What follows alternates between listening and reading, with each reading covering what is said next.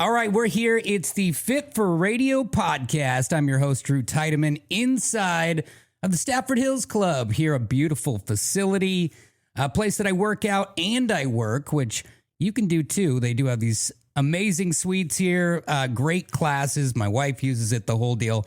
Break it down another time. Right now, I'm really excited to have a guy I've known for almost 30 years now, a man that I can honestly say died and came back to life. His name is Nick Magistrale. Welcome to the show, bud. Thanks for having me, Drew. It's an honor to be here. It's so great to have you. We grew up in the same, I wouldn't say small town, but a protected town, a place we called the Bubble, Lake Oswego, Oregon. And if you're from another part of the country, you don't know what that is. It's a suburb of Portland. It's the only lake within striking distance of the city, and it's a place we called the Bubble because it was safe and tight-knit groups. People were close, almost too close. Parents get to talking, can't hide much. Right. But it, as an adult, having moved back to the very same city after all the years living away, I got to say it's a comforting place. It's a nice place, and that's where I met you, Nick. We had a strange situation. You went to one side of the Lakes High School, Lake Oswego High School, and I went to the other side, Lake Ridge High School, right. Which I think that most people in the city would agree that we were the poor man's version of your school. The higher end stuff, the Blazers, the things like that, they might choose to live on that side of the lake. I will say that bar has been evened a little bit as they've been just crunch and munching every small house in the town, and now it's more comparable. But actually, when I was a freshman, I spent a little time in a summer school. After some bad decisions, I met a friend of yours who actually ended up introducing me to you guys and the whole group of Lake Oswego High School guys, and we all hit it off great, ended up becoming friends. We'd party across the lake. Whatever big house the parents were out of town, that's where we were. Yeah. And we had a lot of fun. Those days, really, it was just about sports, a little bit of partying, hanging with buddies, driving to the next payphone, paging people, finding the party. You remember these days. It was, yeah, definitely carefree, good time. Always thinking about getting to the next party, the next hangout, spending time with all of us together pretty much. And there were so many of those great times. And the first I kind of heard of you was, you were introduced to me by these mutual friends, but I was also notified that you were a great athlete, that you were a football guy, that football was in your future. And I feel like everyone kind of had a general consensus on that. And hung out with a handful of good football players, but you were definitely at a young age on kind of that up and coming swing. Sure. Football, sports, pretty important to you growing up? Yeah, I mean, I just grew up playing football, Pop Warner, and then, going to summer camps. And my older brother, 2 years older, Mason, we would always go to all the practices, like the ones that were mandatory, not mandatory, got real involved with team sports. And then, once I got to like a middle school age, I just felt like, kind of had a gift and needed to focus on it, and thought that was my path to success. It just came to me. It sure felt like your destiny. Now, in those early days of partying and hanging out, and it was all very carefree, though. When some people hear partying, they think like, oh, they were off the deep end and it was hard drugs and it was all this stuff. And the late 90s, mid to late 90s were more of in this town, because I've heard stories from the 80s where it got pretty raw. Yeah. But it calmed down there for a while. And I actually, in high school, I feel like once I got to college, I saw how tame we actually were, and that our parents probably could have relaxed a little bit. But I also did plenty of things to make them concerned. Now, one of those concerning things is kind of a precursor to the story we're going to get into, because while you grew up very gifted in sports and athletics, some things happen that change your path. Now, ahead of that, the day before the story that we're talking about, I had gone to a party on the Lake Ridge side over with the rest of us poors. And actually, it wasn't a poor house at all. It was a big old mansion on top of a hill on the other side of a field of like tall sage grass, which I didn't pay much mind to at first, but it wasn't 10 minutes into the party. It wasn't even dark yet. And the cops came. Now, if you're from this small town or like suburb or ones like it, where the police really are lucky in the fact that there isn't a lot of high crime, there isn't a lot of murders and crazy things along those lines. But what there is are house parties and a chance to deliver a solid number of MIPs. And so on this day, the cops show up, and they show up like they're raiding a cartel house. They're every direction, and they're rolling up on this house. So I do what I always did, was I found somebody slow, and I ran in front of them. And you just go, and you go. And if you get away, it's over. There are no body cams and the surveillance cameras and all. I mean, most people of normal means did not have a cell phone yet. This is early on. Unless you had that Zach Morris, the big dog, you basically didn't have a celly. No social media. No, none of it. It's actually a carefree time where you can make lots of mistakes and recover if you can get away. And so I ran up over this hill, and this story has relevance. I come over the hill, and it's a full-blown sting. They really want the MIPs this time. And I'm not joking. There are cops lining all the way down this street called Burgess and all the way across the front so that you can't get out. And so I did the only thing I knew to do, and that was lay down in the grass. And I started to crawl like a varmint. And I just crawled, and for hours until the sun came down, I'm just crawling. And finally, I go to stand up, and a spotlight, boom, just hits me. Like, I have been laying there for hours. And so as soon as I stand up, boom. So I decide to go back down and to crawl some more. And you could just see a little wavering of the grass. And I decided I'm not getting up again. And the crazy thing is I ran into some other crawlers along the way and lost path with them because they didn't agree with my plan and their plan, the whole thing. But this grass is whipping me, and it's getting me all dirty. Like I'm really getting mangy. And I get to the corner of this field after hours and hours, and now we're running into, I'm late to even go home. So like I'm in a gray area. So I crawl out of this field and I jump over like an embankment directly into a blackberry bush and just slice up my legs. And I'm like, dude, this is not good. So I need to meander my way down to the only grocery store in the entire area. There's the only place that there's a payphone. And so I'm kind of like working my way through the shadows. I get to this payphone, and I'm trying to call people on my side of the lake. I got nothing. I mean, because you're paging people, you're doing the whole deal. And so I finally get a hold of one of your guys' buddies on the LO side of the lake, and I explain that I'm a fish out of water.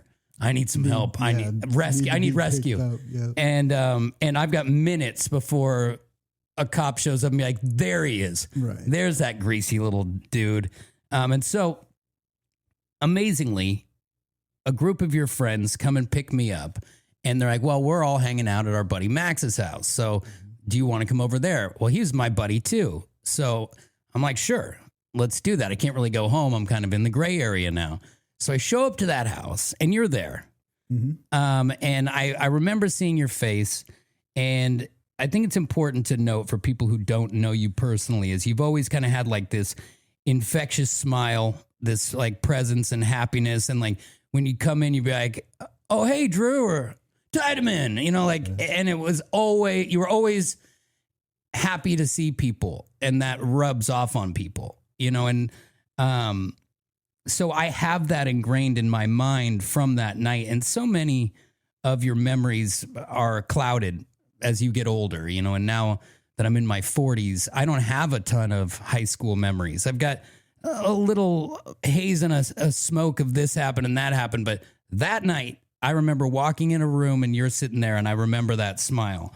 Now, we all hang out and we party there, and your brother Mason is there, and I'm there, and a ton of friends are there. And in the morning time, I remember I get up and everyone's kind of like, meandering around doing their thing.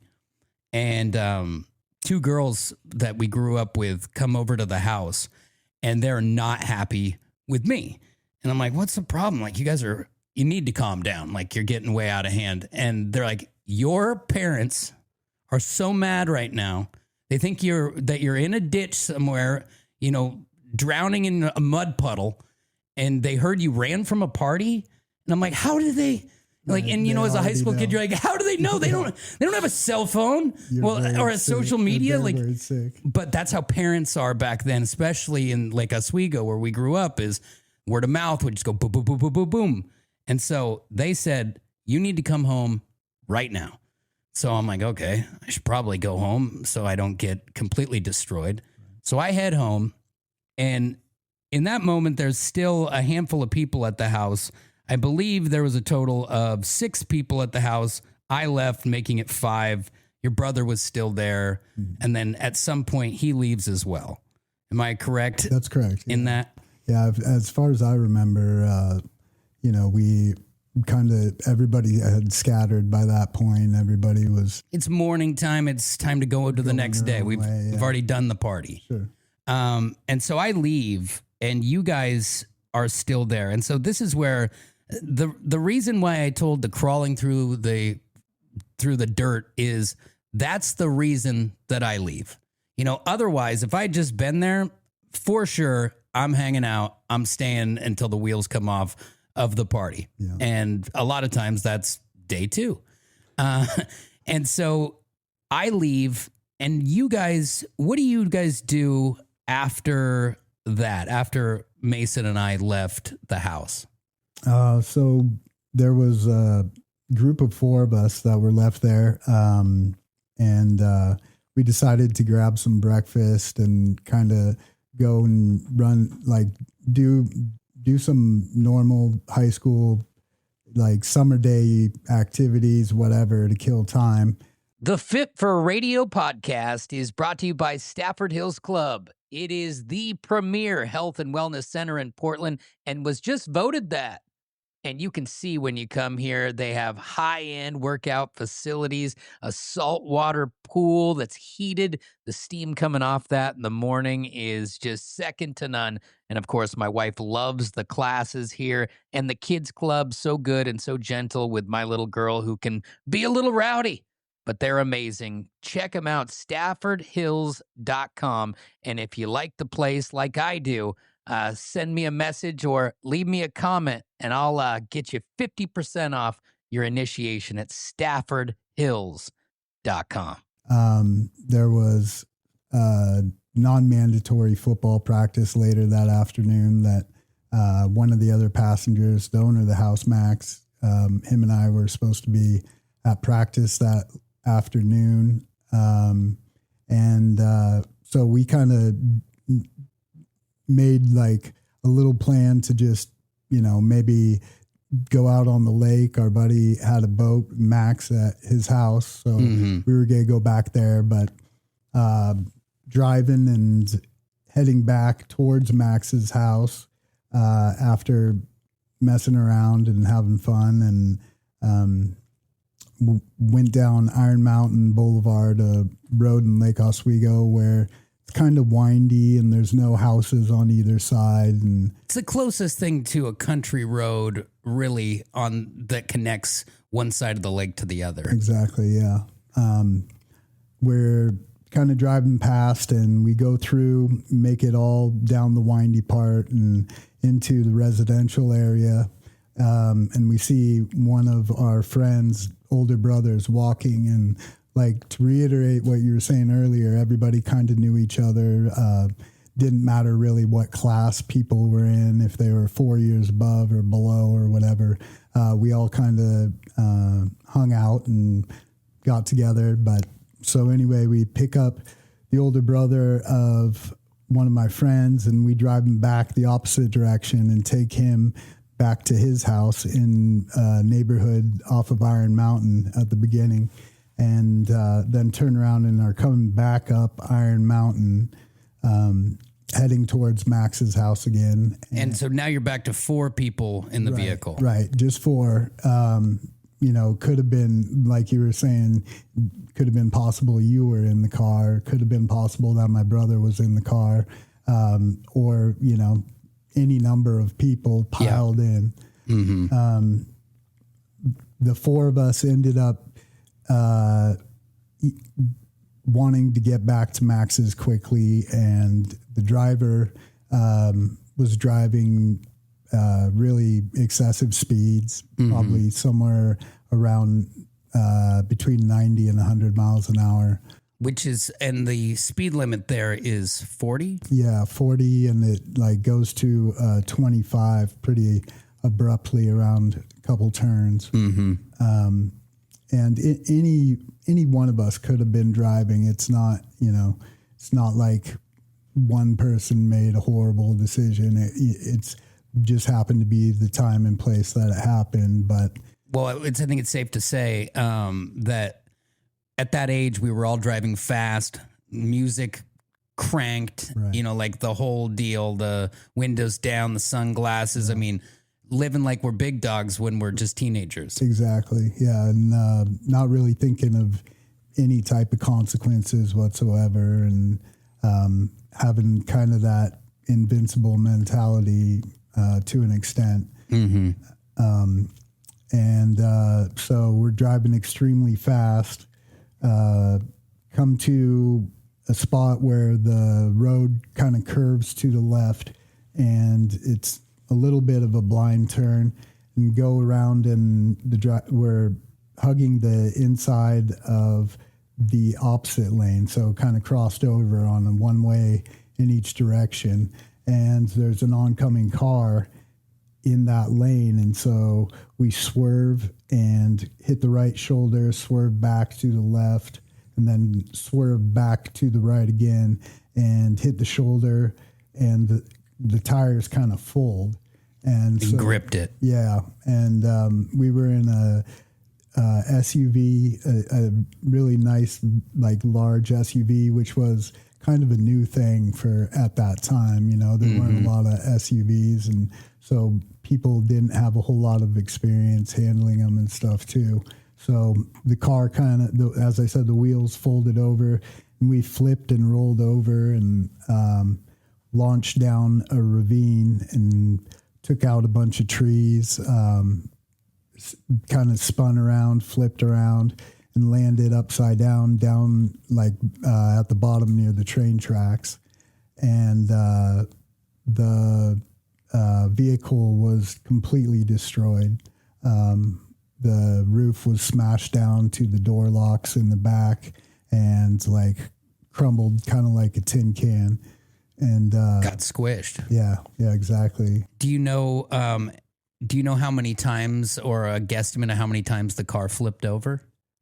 Or did it barrel roll? I don't know exactly. I mean, there's been reenactments done and everything, but I'd guess that we would have had to do multiple rolls and maybe a single flip to where we ended up upside down. And there's, at this point, I have no recollection. I'm not coherent at all. And you're in the back seat. Yeah, in the back right seat, and then the driver and the shotgun passenger, the front passenger seat, were able to get themselves out of the vehicle and kind of make their way back up the hill to Iron Mountain. And luckily, the car that was opposite us in the oncoming lane had called the police because they saw us lose control and flipped and went off into the ravine. So did they call 911 immediately? I believe so. I think that was the first call because there was an immediate response. Which is very important when it comes to this story, because time is of the essence. Yeah, it really is. I couldn't thank the police and fire and EMTs and all that enough. They acted and saw a horrible situation and, did the best that they could right away. Which is incredible because, as teenagers, the day before, I'm running from a party, annoyed about their presence, and then the next day they're acting like absolute heroes, doing the part of the job that they wanted to sign up for when they were a kid. Right. I don't think any cop signs up to give MIPs. They sign up to be a hero, and that's exactly what they started to show that very next day. Exactly.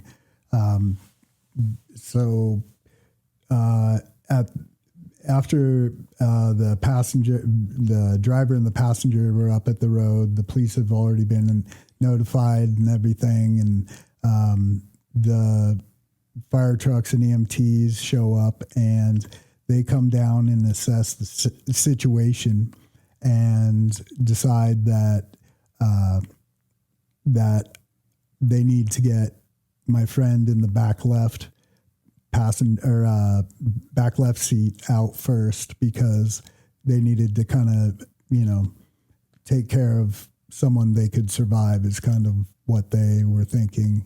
And so are you talking like they're making like wartime decisions, like where you go after the most likely to succeed? Exactly. Yeah. And I was just in the worst shape you could imagine. So my friend in the back left, Justin, they came to him and were like, we got to get you out of the car. And he said, no, I'm not getting out until you get him out first. And they're like, no, we need to get you out. And he's like, no, get him out of the car. And so they got the jaws of life and cut the car in half pretty much. And, carefully somehow got me out of the vehicle. At this point, I had multiple injuries, punctured both my lungs, and my lungs filled with fluid and broke most of my ribs, and had other severe injuries. And so they resuscitated me, and I'm not sure if they pulled me up the hill first or if I was like somewhere near the train tracks. I don't know exactly how it happened. But at some point you're not breathing, you have no vitals, so you're basically dead. Yeah. No pulse, not breathing, and dead. So if Justin doesn't put himself behind you in line, it's over. Yeah. Right? Because, I mean, I don't have to tell you or anyone else that when you're not breathing, you've got minutes. Right.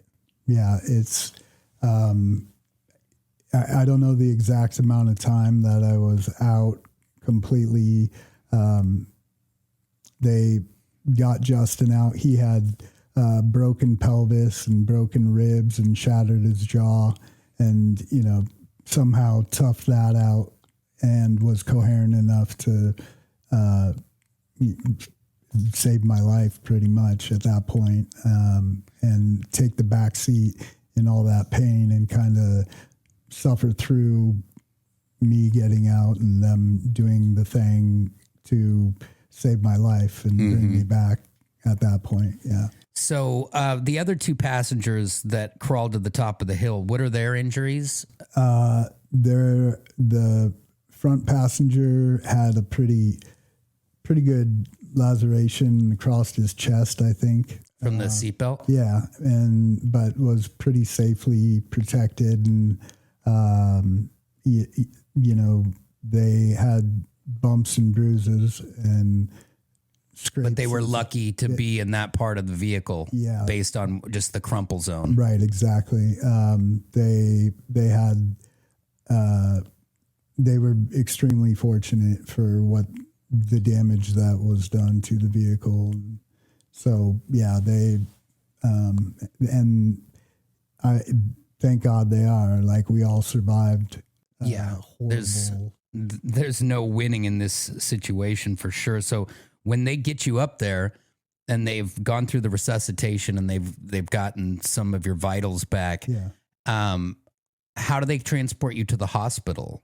So I think there was a short ambulance ride down the road because there was no space. I had to be in life flight, so they had. And that's a wooded area. Yeah. I mean, there's trees all over the place. Yeah, definitely no room to land a helicopter. So they moved me from the scene to, I'm not sure if it was the golf course nearby or the hunt club, somewhere around there. But they found an open area to get you extracted. And somehow got me transitioned and into the helicopter, got me stabilized or secured, and took off and headed towards OHSU hospital. And I have no memory at that point, no memory. Nothing to this point. Right. Do you remember, do you remember anything about the spinning out part of it? Or so did your mind probably panicked and shut it off? Yeah, I think self-preservation. Yeah, such traumatic injuries on multiple levels. I had in the helicopter. I woke up briefly for a quick second, and saw flashing lights and knew that something was going bad. So, but didn't really say anything, didn't do anything. And then like that, I was back out for a pretty long period again. I wonder if that's anything like, people who free fall, whether they jump or they fall, and before they hit the ground, they pass out because it's just too overwhelming. Sure. It's like the brain is a very smart thing and complicated, and the fact that it probably is like all these senses are happening, pain sensories and emotional sensories, and it's just like lights out. Like, right. Let's do this later. Kind of protecting you from. Yeah, and I'm no doctor, but I would think that maybe there's something there. Sure. Yeah. Yeah, more than especially at that age, more than my mind was capable of, processing and accepting or whatever. Because the last thing you remember is you're supposed to be going to football practice, or right. You're supposed to go wakeboarding and some very, surface level stuff. Yeah. The things that are easy to process. This is not. Right. Exactly. And so we get to the hospital, and they were unable to do surgery. I broke my back in two places, T7 and T8, and they were unable to do surgery on my spine right away because they had to drain the fluid from my lungs, put tubes in either side of me through my ribs, and had to be on a respirator for quite a few days, and had to do a couple surgeries to make sure I had no internal bleeding with my organs in my abdomen. And I also had a real bad hematoma, bruise on my face. So they weren't sure if I had a head injury because I wasn't coherent. So I couldn't, give them any signs of.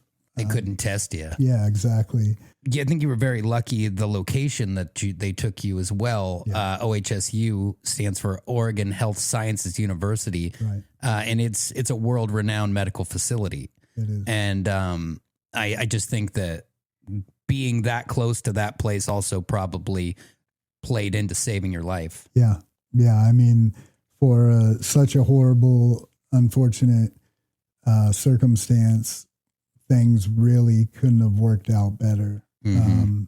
There was a lot of help and luck, and like a lot of things that did go my way, even though they didn't. They didn't. And I think that that's hard for a lot of people to consume that idea. Mm-hmm. When you say I'm lucky, the glass half empty person is going to say, no, you're so unlucky. Right. And you're like, well, if you look at the bigger picture, Right. if I'm unlucky, I fall into the ravine and I die. Exactly. The luck is in the fact that you had Heroes Incorporated, I guess is what I would call it. You know, if everyone from the police to your own friends to the medical professionals, and what we'll find is friends and family and rehabilitation further on into your story. Sure. Yeah. The Fit for Radio podcast is brought to you by Stafford Hills Club. If you haven't been here, you're missing out. It's where I work out and also where I work in high-end equipment in the gym. Of course, state-of-the-art facilities, not just the saltwater pool that's heated, also indoor and outdoor tennis, and the classes are also truly amazing.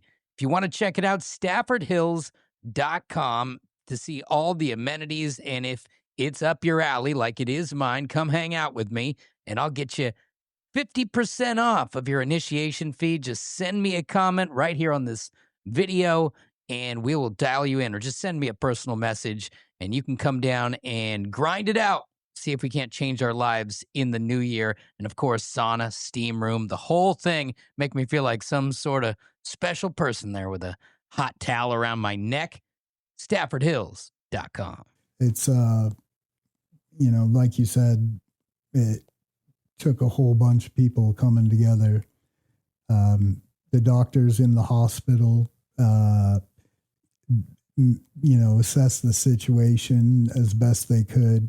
And like I said, they couldn't operate on my spine or do anything with my back for a few days until I was more stable in the intensive care unit. And they got me breathing with a machine for a little while, and had a consistent, steady heart rate. Like, my body's starting to at least function a little bit on its own. A little response there. Yeah, even though I couldn't breathe necessarily on my own or anything yet. And then they finally do have a chance to operate on my spine, and they end up putting two 14-inch titanium rods on either side of my spine, and then clamps on every vertebrae, and a whole bunch of hardware that still remains in my body. And I mean, the result of the spinal surgery, I'm still paralyzed to this day. Not able to walk, but luckily had, trouble moving my arms at first, but regained strength in my upper body pretty quick, and but unable to walk, So, and I want to get into kind of you coming to the realization that this is the reality of things, or at least the diagnosis that you're being given in the time.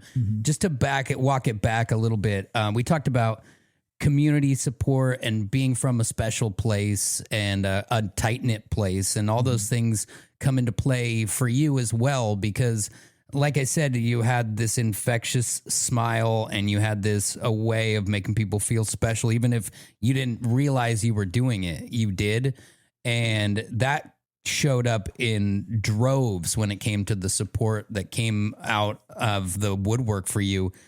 Earlier we talked about how I basically got saved from this situation by those two girls who took me home to go check in with my parents. Well, when I went to go do that, they basically just wanted to make sure I was alive, and then they had to go to work or whatever. And so they just kind of shooed me back into the ether. And so I went with one of those girls over to her house directly after I left you guys. And so I was there. It had to have been 45 minutes. It couldn't have been an hour. Maybe it was an hour at the very most. But to me, in my mind, all these years, it's like 5 minutes from leaving you guys to being at her house. And we were trying to figure out the plan and what we're going to do. Cause now you guys are off doing something, and no one's got a phone. I can't get back a hold of you guys. Like, in my mind, my parents just ruined my afternoon. Sure. And it's just minutes later that she walks in, like her mom calls her inside, and she walks inside, and I'm playing with a giant yoga ball with her little brother. And she turns around And she walks back out the door and her face is green. And I'm all, what? And I just got like that wave, that heat wave that like it's hot and then cold. And I just thought to myself, oh, something is wrong. And the words came out of her mouth and she goes, there's been an accident. And I was like, for what kind of an accident? And she says what happened, or what we know, which is such shoddy details at that time, that there's been an accident and we don't know if they're going to make it. And then we found out as the moments go on that you're the one we're talking about and Justin's the one we're talking about because you guys had the worst injuries straight away. I just fell apart. You know, like I remember just thinking like panic and frightened that, you know, we were just right there. I was worried for you. I was worried about your parents, you know, like immediately all that stuff's just flowing through my mind. And we just wasted no time. Where are they? And then we just drove up there. And I, like so many other people, I didn't know where we were going. I didn't know if we'd ever get to see you, but I just wanted you to know that we were there, you know, and that was so many people who wanted you to know that we were there, you know, because we're not doctors. We can't save you ourselves, but all we can do is support. And I remember walking into that waiting room and it was like mattress land, you know, it was like blankets and pillows. And like people were like, I'm not leaving here until I get some answers, until I can see Nick. And, you know, that, and I know that you've had time to process that, but, you don't get to see that crowd for some time, but when you look back on it, what does that mean to you?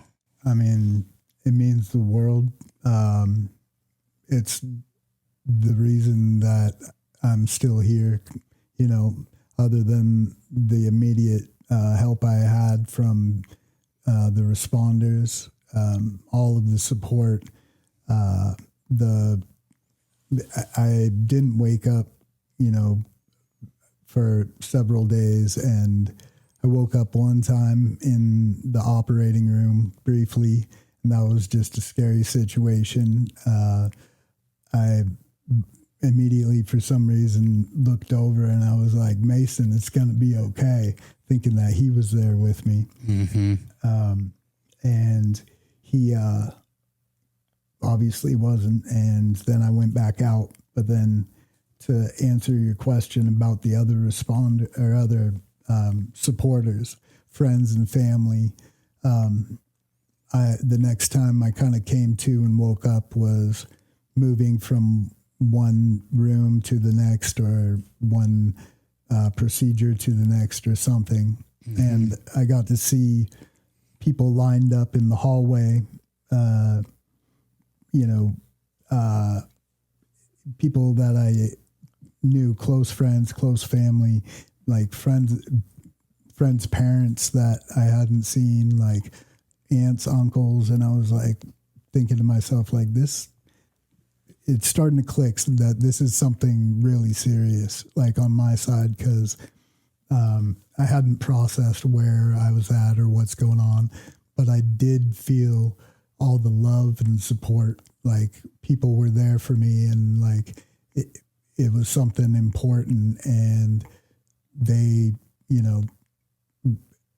I could just tell it was a lot of people at that point. And there's no better feeling than knowing you're going through something and you have people at your back, and like people to be there to support you. And I, saw family first when I finally came to a couple days after that point.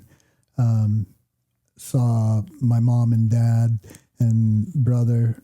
And they must have been going through it. I mean, you're not waking up for days. And have you had a chance to ever ask them what was going through their mind, as they don't know if you're going to wake up or not?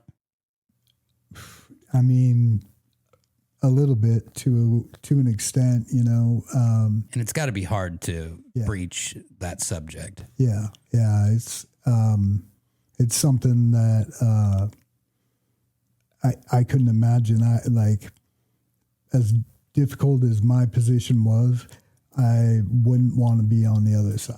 I wouldn't want to be ever seeing, my family members, my mom, my dad, my brother in my position. So I know it's got to be a difficult spot. The Fit for Radio podcast is brought to you by Stafford Hills Club.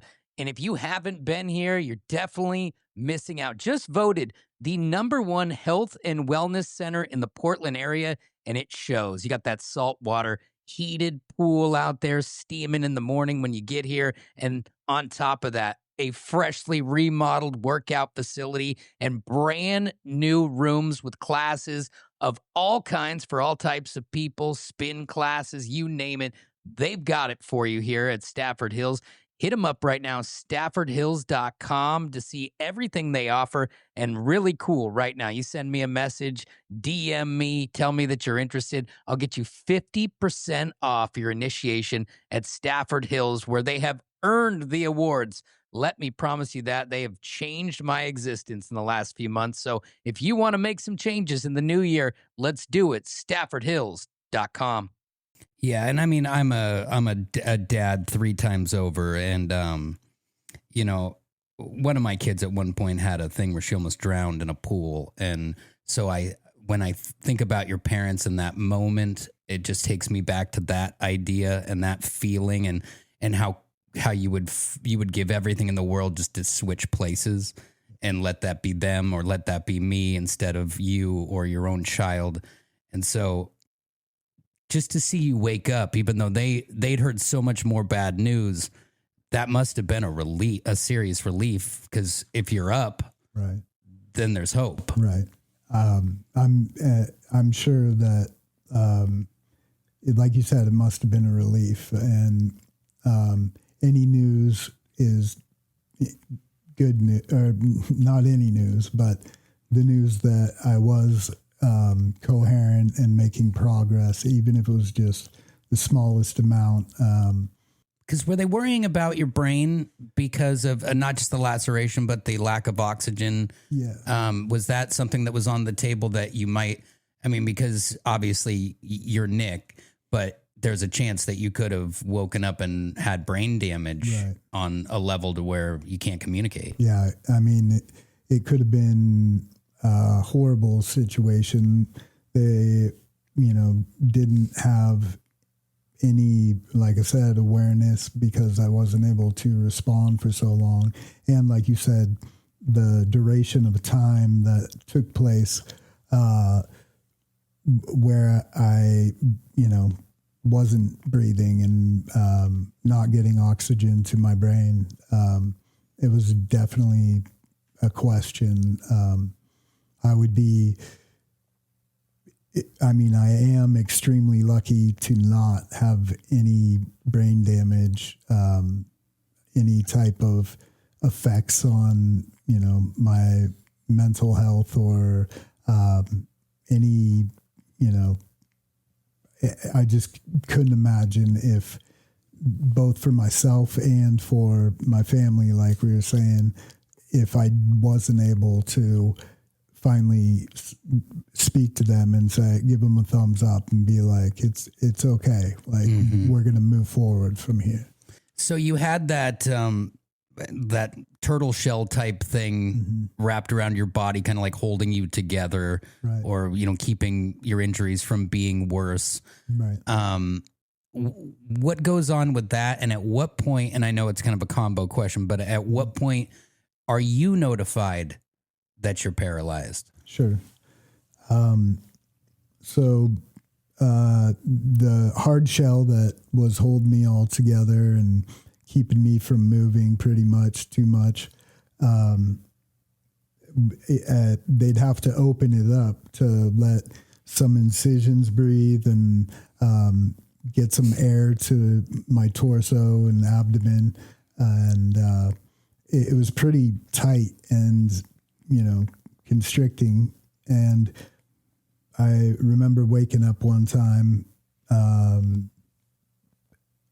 when it was opened, and the nurse or doctor had left the room, and they opened it up, and I was looking down, and I saw like the staples in my stomach and incision kind of pretty raw still, and I gasped, kind of like inhaling and then exhaling, and let out. And when I let out, like I saw myself down below and was kind of drifting away, and felt like an out of body experience, kind of. I don't know what else to. Do you think there's, I mean, you're here now, but do you think there's a chance you're dying in that moment? That's the only explanation that I would have. I feel like I was looking down at myself. This all happened like extremely rapidly, and I saw my dad standing behind me, and he was pretty broken up, like looking down at me.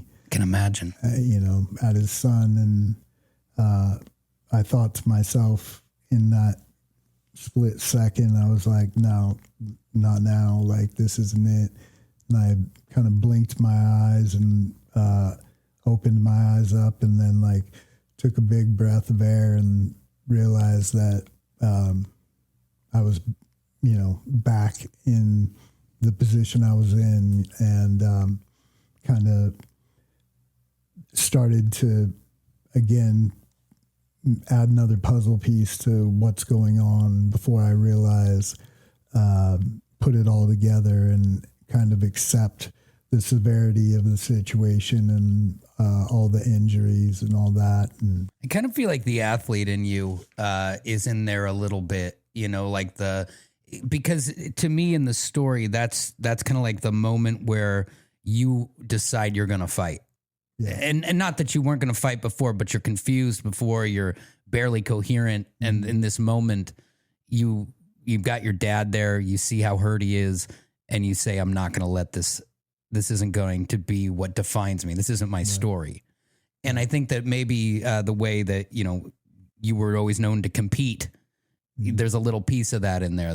It's also a warrior type mentality, but it's bred into you in sports and with the way that you're raised. Yeah. Yeah.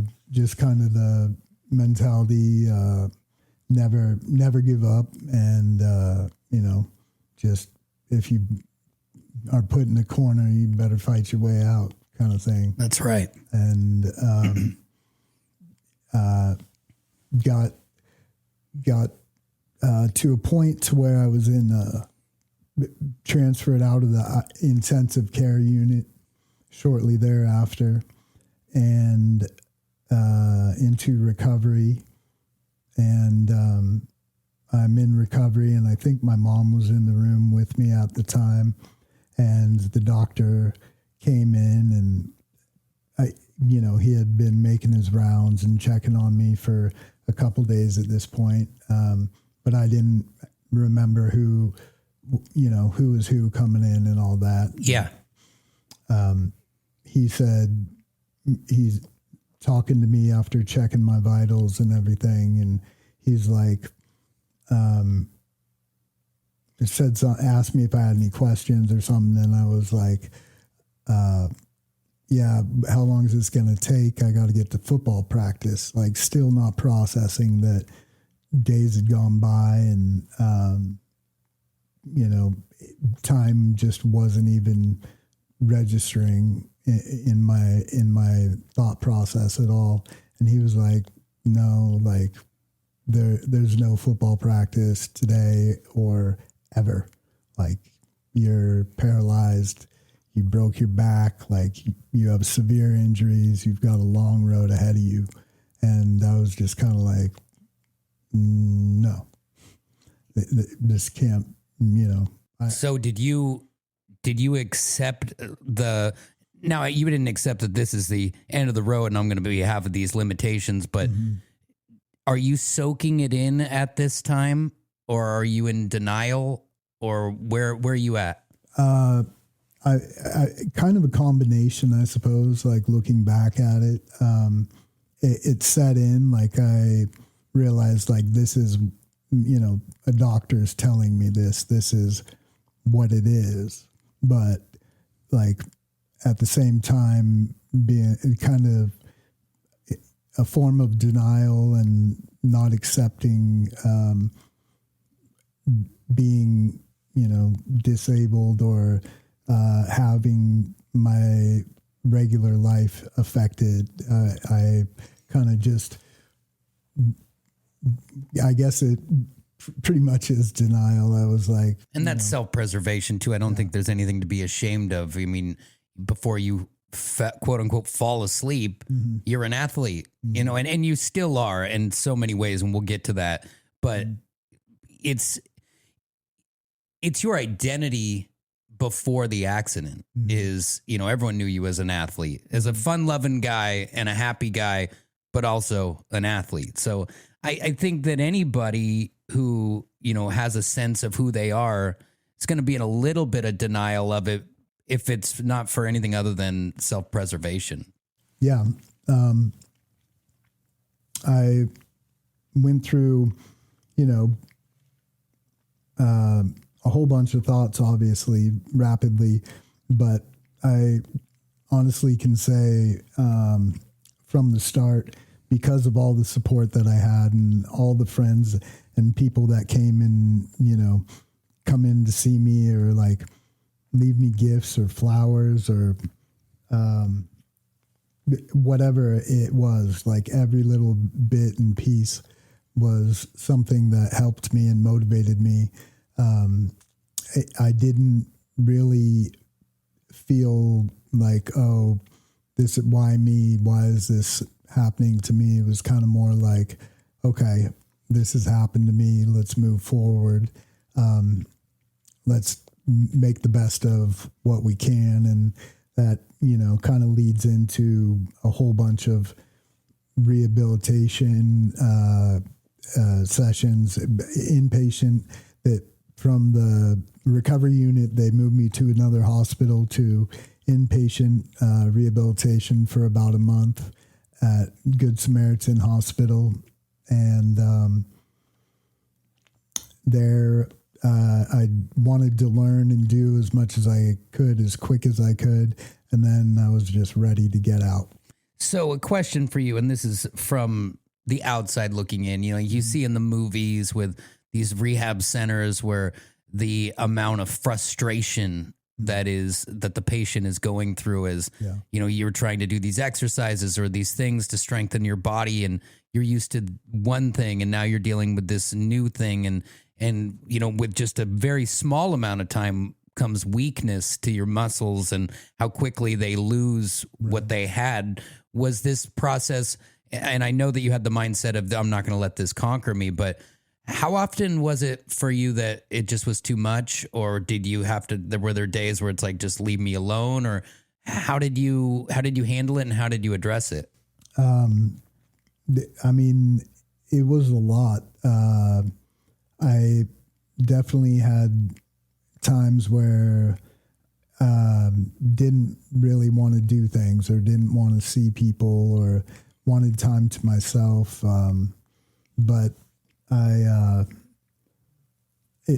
it was kind of a situation where learning how things had to be at that point. A lot of the physical changes and routine changes and things I had to accept with that, those were pretty difficult to accept, and like how much more time everything takes. Like something that took 10 minutes, to get out of bed and brush your teeth and do the things like people don't think about all the time, like just swinging your legs, to the side of the bed and standing up, walking to the bathroom, brushing your teeth, hopping in the shower, like another 10 minutes there. And then, or you can be out the door in less than half an hour. And then all of a sudden it's like your daily routine can take hours. It's, just things that people don't think about sometimes. were the hardest things to accept at the beginning, and still frustrating sometimes. Mm-hmm. Yeah, and so much of your body works based on other parts of your body. Mm-hmm. This is a total side note, but I broke my tailbone over the summer, and every time you'd try to rotate, you don't think that you're squeezing like your booty cheeks Right. to move your body around. And so you're just constantly in pain, and you're like, wait, but I didn't hurt that part of me. Yeah. And so all of it's interconnected. So when someone's like, oh, he can't walk, they're also not thinking about that. It's the other little things that even from shifting or whatever that you had to learn how to do in a different way. That's exactly right on. I don't even think about it now just because it's been so long, but just moving, having limited mobility and strength in my core, I have to do everything I do. I have to kind of balance myself differently, or be aware of how I'm positioning or whatever, and just make all these adjustments that take time to learn how to figure out the right way to do it. And it's definitely a process. I have still to this day, I have pretty severe leg spasms where my legs will just shake and kick. And I have absolutely no control over it. And they can be violent at times without, maintaining the right medication. Like it's a medication that just helps the spasticity and everything, but it doesn't control it completely. But even doctors are like, it's a little odd that the level of the amount of spasms that I have. And so I've kind of learned to cope with these movements and frustrating things by, kind of without thinking, I'm using pressure points or twisting my body so that parts of muscles that you wouldn't think of are kind of quenching or holding on to other parts to make life easier and be able to function at a better rate and a better way. And you worked tirelessly to get yourself back in a position to where you could live your life. Mm-hmm. I'm seeing you here. You're looking jacked. You got like big old biceps. Is that something that you make a point to do, or is that something that is a result of you moving yourself around, or is it a combination? I think it is a combination.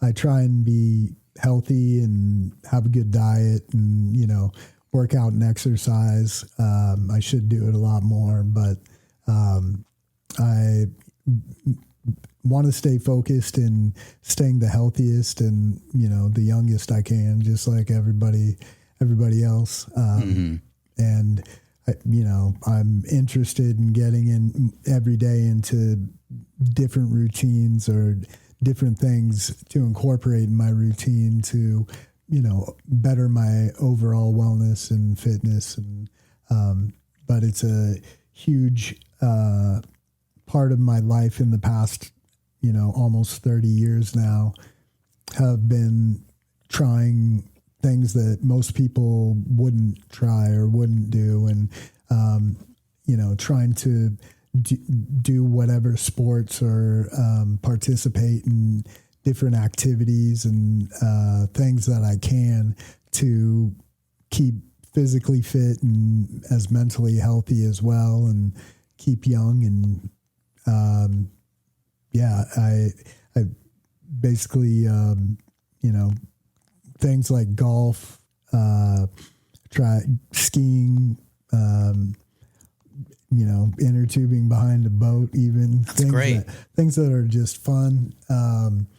Snowmobiling, things where you put yourself in a situation where you might not be able to do it if you just think about what the normal, like everyday, I don't know, this is hard, I don't want to push myself.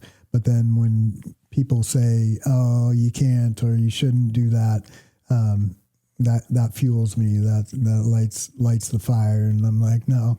And that's a special part of you. I remember, and it's just a mechanical thing, but I remember being in awe of your car. You found a way to drive a car where the gas and the brake were up at your hands so that you can function perfectly. Right. I mean, when you came to do the interview today, you rolled up in a pretty sweet whip, and it's you who's driving, and you do all these things yourself. And I noticed that from the very beginning with you, and I think it's a good inspiration to other people who both have had to deal with being in a wheelchair, and the ones who have not, because much smaller limitations.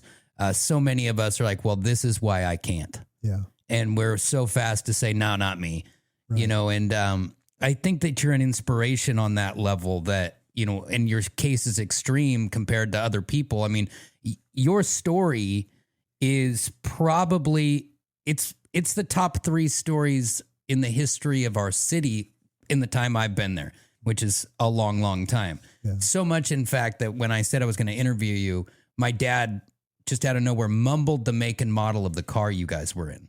I mean, it's been 27 years or whatever. Yeah. That's insane. So I think that you overcame so much. I mean, we haven't even touched on some of the stuff you did, like when you rehabilitated so much that you were actually able to return to school at one point, to quite a bit of fanfare. Is what I would guess, if it's anything like the hospital was when you finally got to return, because you get to see everyone else who was, even if they're just kind of like a connection friend or whatever, you could see how much the whole community was rallying behind you. Right. That was an amazing feeling. I was obviously, nervous and, anxiety builds over a year, right? Yeah. A year of time doing the rehabilitation, outpatient rehabilitation, and being tutored, homeschooled, and then going back for my senior year. Were you hungry for that as you were, because you get cabin fever a little bit, homeschooling. No one wants to do that. Right. Luckily, you'd already been to public school, so you weren't weird. Right. And I've met a couple. I'm actually friends with some who were homeschooled, and I'm like, oh, it makes so much sense. There's a lot going on. Yeah. But you had a short stint, but you were ready to get back with the other kids. Yeah. I was eager to, get back to the lifestyle that I remembered, or, as close to it as possible. And when I got back to the school, I saw, like you said, so many different types of people, and everybody was so supportive and happy to see me coming back. And so kind of fed off the energy of each other, kind of thing. Like, all these people motivated me to keep trying harder and keep bettering myself, because I saw that other people were, affected by the situation in a positive way. And it made me want to kind of mold my life with a mentality that I'm here for a reason, and I need to give back for all the support that I've received, and, extend a helping hand every time I can, and, make each day the best I can to better people around me. And I know that sounds like, kind of a interesting or different outlook, but I feel like if I can, improve 1 or 2 people's day every day, and kind of give a little bit of the support that every person offered to me at one time, then, I can go to sleep and feel better about the balance of everything. And that's why you are who you are, and that's why those people filled up that waiting room. That's why they're waiting for you when you got back. That's why They built you a throne to watch football games. And, we shared our high schools shared a field back then. Cause remember, we're the B team. So it was still your name on the stadium, but then we would come and borrow it when you guys played away games. Right. So your throne would sit there on the sideline at our games too. It wasn't like they took it away. Mm-hmm. So you were always on the forefront of the minds of the whole community, not just Lake Oswego High School, but the other side of the lake and beyond. But I think, when you say you try and change, people's perspective or help people, I think that the example that you're setting by pushing forward and not settling. And, I think I said when we met before that, there's a good chance that I'd just become a world-class Netflixer. And that was the last time you ever saw me. But you've chosen to do other things. Yeah. And if a friend or a colleague or even a perfect stranger were to get in an accident like yours and they came to me in distress, I would be like, there's one guy you should call, or there's one guy you should talk to, because that's the guy. That's the way you've got to get your mind going here if you want to come out on the other end of this, because not every story ends with somebody in your position where you're living your life, you're thriving, you're trying all these sports. I mean, you're naming sports that a lot of people, they're like, oh, I can't play that. Okay. Well, I think we've just set the example that you can, but you got to put your mind to it.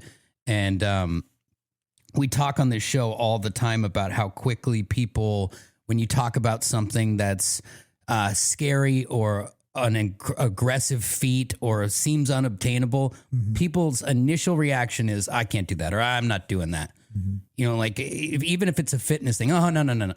And it's a self-preservation, and it's also a fear of failure. So we've talked a lot about what you've been through, all the traumatic experience, and then the long and difficult road to recovery and rehabilitation, which I would go out on a limb and guess that that's something that you'll always be kind of working on. It's like continued education, kind of like how a doctor or a dentist is never done learning and working on the process. Definitely. Everything's constantly changing and getting better. Something that you learn 5, 10, 20 years ago, every so often, every few years, something better or something more efficient, something adapts in a way that, you got to kind of try and keep up with. I would, with my everyday life right now, I'm kind of in a situation where I am looking for more things and newer things to touch on things that I haven't thought of, for 25, 30 years, and see like, okay, this was something that doctors or people talked about, like what's going on with it now, to try and maybe not, not necessarily make me walk, but to advance my core strength or mobility or some type of benefit to better the future, kind of thing. And I think there's got to be technology over time that'll help with at least parts of that. I mean, hey, maybe it's robot legs. Right. You never know. I mean, and even just stuff with inside the human body. I mean, now we're cloning a dire wolf. They've got to be able to do something like where they can work on a spinal cord or anything along those lines. People much smarter than me with deeper thought. But I just think that anytime we're advancing in a medical world and in a technological world, that there's always hope for advancements that would ease your day to day. Right. And, I'm trying to keep up on that, like I said, and like figure out if there's something I can do with it. There's also like exoskeleton, if it's nothing internally or a rehabilitation thing. There's things that, it's now the future where you can use robotics kind of to assist with everyday life tasks and whatnot. So I think that's great. I mean, even if it's as simple as the stuff that help, like you were talking now, you have a longer process of getting out of bed and getting ready and getting going, and just to ease that operation for you, so you don't have to take an hour when you should only have to take 15 minutes, or or a process of and you've gotten so good at these things over time, but just getting into a shower or whatever to the layman is like, well, that's daunting. Like there's got to be a way to ease all those transitions for you so that you can focus on the things that you're passionate about. Yeah. I mean, I'm all for any type of, assistance that to make life easier on myself. And I'm sure, people that surround me and support me still to this day are wanting to see the same types of things and wanting to see, my life get easier, not harder kind of thing. There's, a lot of everyday tasks that I face that affect the people around me just because, maybe I need help with this with my wheelchair. Maybe I need, some type of assistance or something, reaching something that I can't, just little things really, but stuff that you'd like to be able to just do yourself. Exactly. Because the independent person in you doesn't want to seek out help for something that's as like easy as, I want peanut butter and it's a shelf too high. Yep. Right. Yeah. So you deserve accessible peanut butter. I love peanut butter. It's pretty delicious. I have told you this before, but I wanted to say it on the record. I'm so happy to know you. I think you're an inspiration. And I think that people can draw a lot from your story and from how you refuse to quit and how you've, time is a thief, in general. And I always saying that because time has flown by so much that I can't even imagine in my mind that we're the age that we are having this conversation, because I'm still a teenager sitting in the waiting room at OHSU waiting for them to tell me it's going to be okay.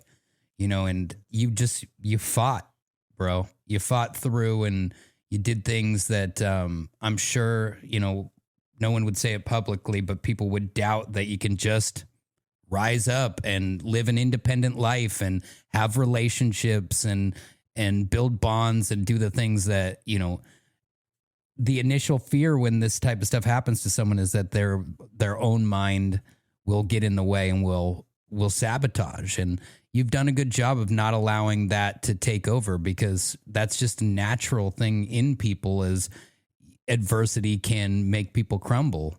And you did not do that. I appreciate you, man. Thank you for saying that. Of course. And if you're talking to the next person who wakes up in that hospital bed and gets told they're never going to football practice again, and they're looking for, and now granted, your words in those first moments, it's hard for them to hear that. But as they find their center, what are your words to somebody who's at the beginning or an early part of this journey? Stay focused and don't give up. Never accept that people may look at you different or treat you different or anything else. Those things may happen, but don't let it bother you. Take everything as motivation and drive to move forward, and have all the people around you, try and impress upon them how strong you are, and make them understand that no matter how difficult a situation may be, that you can find a way to make it better, and you can find a way to survive and get into any type of lifestyle or anything you want to get into. And I think something I would say to piggyback on that is anybody who wants to judge or put you into a corner, that's a reflection on them and not on you.